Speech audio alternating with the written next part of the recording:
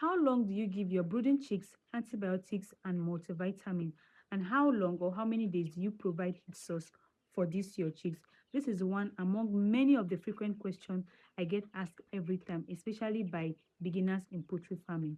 So in this video, I'm going to be explaining how many days or how long you are to give this your brooding chicks antibiotics and multivitamin, and how long you're supposed to give them heat source as they are brooding these chicks.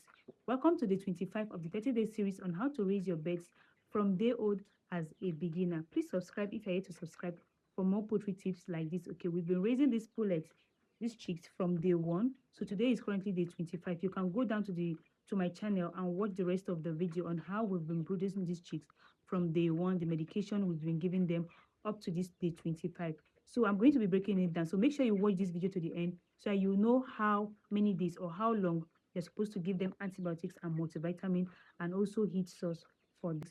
For your day old chicks, once you get them, okay, remember we are giving this brooding chicks live vaccine 4 times: week 1, week 2, week 3, week 4, which is day 7, day 14, day 21, and day 28. So between these intervals, between this giving them of vaccination intervals, we're going to be placing them on some medication, which is multivitamin, antibiotics, and anticoccidiosis, as a preventive measure against any bacterial infection that can lead to outbreak, and against coccidiosis in your chicks, which can lead to high mortality rate amongst your chick. So for the first week, after you must have getting your birds from day old, that first day old, you are giving them glucose, anti-stress, or multivitamin. Any of them will serve its purpose. We are not combining the three to give them any one available. Either you have glucose, anti-stress, or multivitamin, something to hydrate them to get settled. That's why you give them at day 1.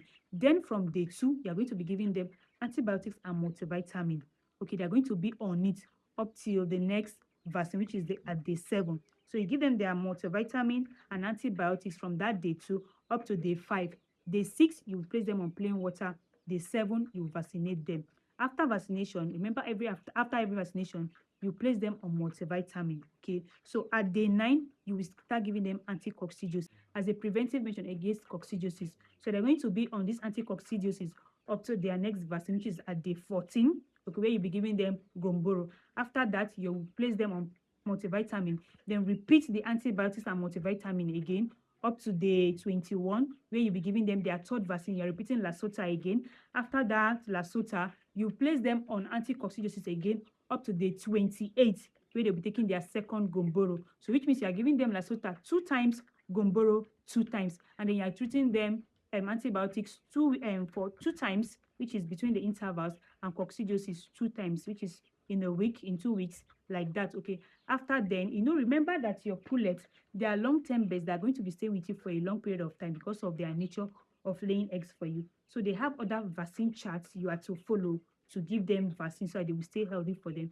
So after you must have completed that 4 weeks of breeding and giving them their 4 vaccines, you continue with the rest of the vaccine charts. Okay, while the broilers are short-term birds, within 6 to 7 weeks, they're already ready for market side, then you can just manage them. Okay, so I'm still going to be explaining all of this vaccine needed for your pullets on this my channel. Make sure that you subscribe and turn on your notification for more poultry tips like this.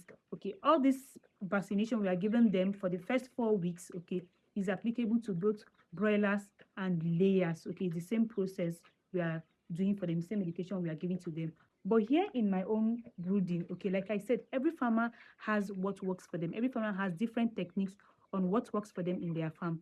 After their third vaccine here in my farm, okay, I place them on some organic herbs, which will just help to boost them their immune system, and then they will continue with the management and all of that.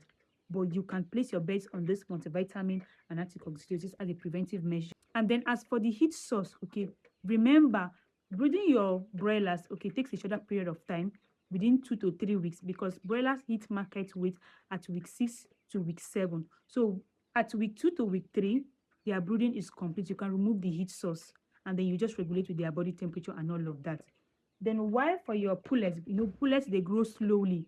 So breeding takes about 3 to 6 weeks, 3 to 4 weeks, it depends. But you are going to breed them until they have their feathers, okay, then you can remove the heat source. At week 2, you can remove the heat source. Removing the heat source means you're removing the charcoal or the gas burner or whatever you're using to give them heat source. You remove it, and then you can now regulate with their body temperature. But that does not mean that you're going to be allowing direct cold on the beds. You just manage them properly. I hope you find this helpful. Don't forget to subscribe to my channel for more poultry tips like this. Thank you.